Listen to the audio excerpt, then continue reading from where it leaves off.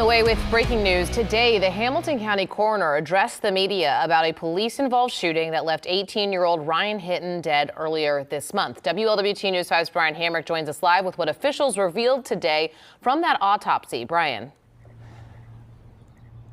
Yeah, well, Kelly, Dr. Sammarco, the Hamilton County coroner, just revealed the results of this preliminary autopsy a few minutes ago when she finished her briefing. Now, this is on Ryan Hinton, the 18-year-old who police say was involved in a stolen car. They say he had a gun and that he was shot by officers in the process of that all unfolding.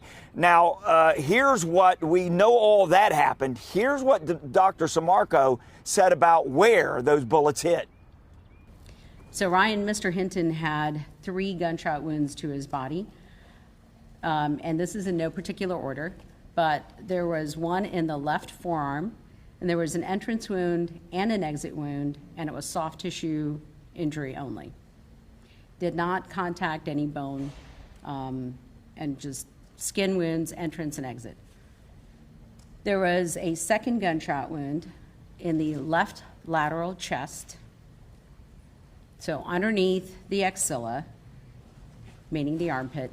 And that one did traverse the chest, and it did traverse through the left ventricle, and it exited the chest near the sternum. We believe that is the lethal wound. There was a third, basically just beneath the skin wound, and it was in the right posterolateral chest, adjacent to the shoulder, and it was soft tissue only. It traveled beneath the skin and ended just beneath the skull, and we were able to retrieve that bullet. Yeah, so if you watch body cam of that incident, we freeze the video when that first gunfire goes off. The coroner says the one wound is in the left forearm. It enters and exits. You can see how the coroner also said it's possible that that same bullet entered the side of the chest just below the armpit, hit a rib, that went through the heart, slicing the ventricle.